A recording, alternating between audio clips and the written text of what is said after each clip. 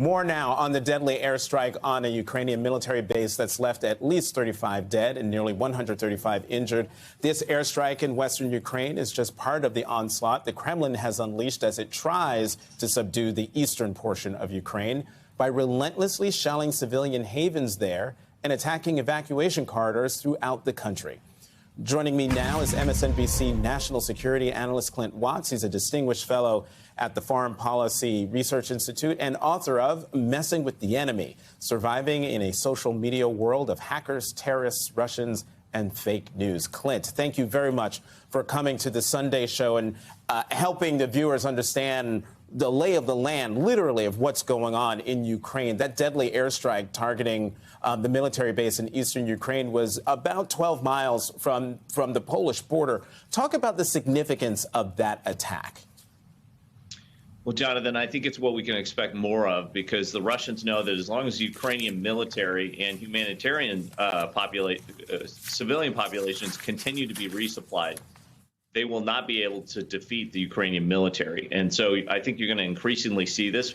Part of it is because the West has been very vocal about their support for what's going on in Ukraine, which is a great thing, but it essentially will push Russia to try and attack those supply lines all the way from the Polish border, all the way into the center of Kyiv.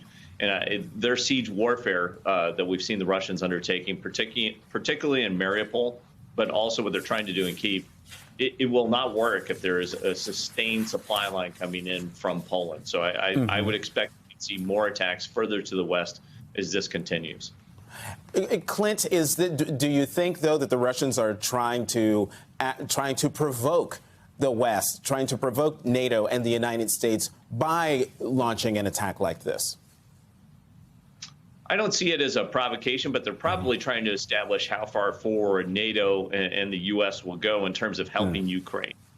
So they're all about determining what the red line is so they can march right up to it. I imagine Vladimir Putin and all of his deputies are trying to figure out, will NATO ever get into the fight? How far can we push up to that Polish border? The other thing is a lot of the indirect fire, a lot of the missiles that have been coming in, a lot of their aviation attacks have not been particularly accurate. So 12 miles when you're in a fighter jet at 10,000 feet and above, that is an inch or two, in terms of targeting. It's very small amount. So I'm worried what would happen if missiles were to drift into Poland, how NATO might respond for that. And are they prepared for what they would do if they start seeing munitions landing further to the west and in NATO-held territory? Now, of course, everyone's attention is focused on the capital city of Kyiv and the Russians trying to encircle that city. There are reports that Belarus could commit troops to Russia's war on Ukraine. How would that change the dynamic of the assault on Kyiv? Jonathan, I think it's just straight manpower. If you look at the Russians, no one knows exactly what kind of losses they've taken, but in that northern corridor, we talked about the convoy 2 weeks ago. It's clearly trying to skirt around to the western part of Kyiv and cut it off from the same supply routes out to the west. Essentially, they need more manpower to take a city like Kyiv. It's a large population center. They are taking incredible number of casualties. So they're going to always be looking for reinforcements. And remember, back home inside Russia, the only way to really hide the combat that's occurring in Ukraine and how poorly the Russian military has done to some degree is to not have to call up more troops. And the only way to avoid that is start leaning on allies like Belarus. The Russians will try and lean on them to bring in more troops. You're also seeing calls for fighters throughout the Middle East, particularly Syria and some of the countries that Russia has a strong alliance with. So it will become a manpower issue over time, and that's just so that they can continue to grind towards Kyiv. Well, let's talk more about manpower. The British Defense Ministry says Russian forces are attempting to surround Ukrainian forces in the east as they advance from Kharkiv in the north and Mariupol in the south. Will the Russians be successful, considering, as you were just talking about, it's been a grind, but there's been big resistance among the Ukrainians on the Russians over the last 18 days? So if you see the kind of the cities there that you have Kharkiv down to Mariupol, but also out to Dnipro. Dnipro is a major industrial city. It sits right on the Dnieper River.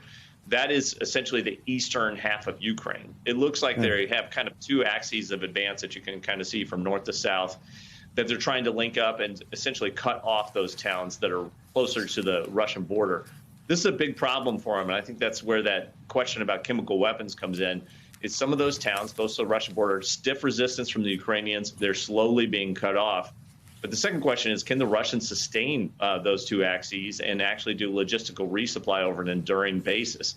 I'm not convinced that they can. I think it's really time will tell in the next 1, 2, and 3 weeks whether they can sustain those lines of march and whether actually seal off the eastern part of the country. I worry for the Ukrainians who are in those cities closer to the Russian border, because it is going to be very tough for them. There's not a lot of ways to resupply.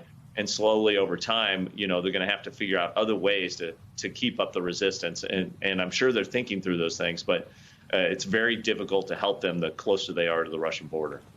And Clint, just sort of make sure that I heard you correctly, because I was going to ask you about the potential of chemical weapons being used. And I think you said that, talk of this or threats of this use of chemical weapons would be on towns in that eastern portion of Ukraine, on the east side of that river that runs the length of Ukraine. I got that right? Yeah, that's right, Jonathan. So okay. The Russian statements were false flag statements, essentially saying that Ukrainians use chemical weapons or detonate them. One of the places that they mentioned was outside of Kharkiv. That's because they have met such stiff resistance in that corridor that you can see where it goes from dark red to kind of a mix of red and pink. That corridor has got a lot of Ukrainian resistance, and they've bypassed a lot of population centers.